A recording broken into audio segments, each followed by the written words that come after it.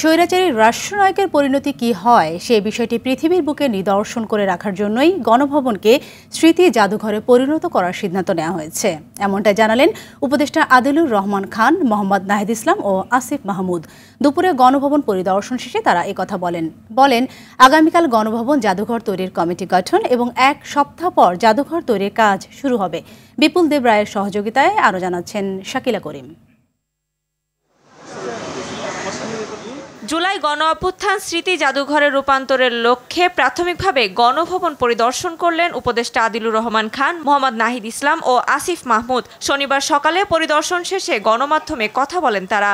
Quality সম্পন্ন আন্তর্জাতিক মানের steel bar CSRM, committed for better still.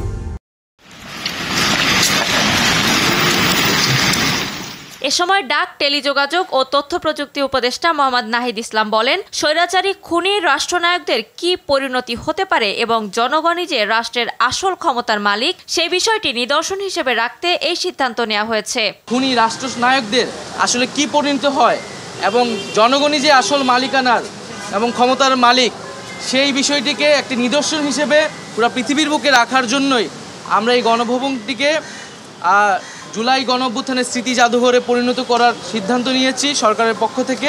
তিনি বলেন, ইতোমধ্যে গণপূর্ত ও স্থাপত্য বিভাগের সঙ্গে কথা আলোচনা এবং ফরমাল কমিটি গঠনের নির্দেশ দেওয়া হয়েছে। রোববারের মধ্যেই এ সংক্রান্ত কমিটি গঠন করা হবে। জাদুঘর বিশেষজ্ঞ এবং যারা আর্টিস্ট রয়েছেন তাদের থেকেও এবং আমরা বিদেশে যারা রয়েছে জাদুঘর বিষয়ে বিশেষজ্ঞ বা এরকম অভ্যুত্থানের স্মৃতি জাদুঘর করার অভিজ্ঞতা রয়েছে তাদের সাথেও যোগাযোগ করার পরামর্শ নেওয়ার জন্য বলা হয়েছে। যুব ও ক্রীড়া উপদেষ্টা আসিফ মাহমুদ সজীব ভুইয়া বলেন, গণভবন জনগণের জন্য উন্মুক্ত করে দেয়া হবে।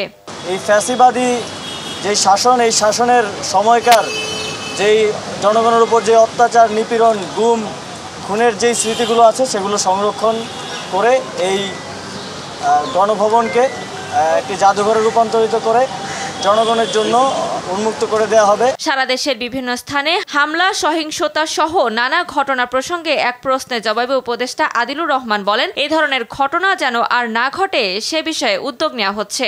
আমরা বারে বারে বলেছি, আমাদের প্রতি যে আচরণ করা হয়েছিল ফ্যাসিবাদী শাসকের পক্ষ থেকে, আমরা কোনোভাবেই সেই ধরনের আচরণ যেন কারো প্রতি না হয় সেটা ইনশিওর করব।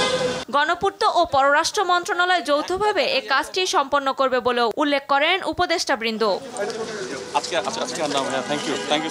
শাকিলা করিম, RTV, ঢাকা।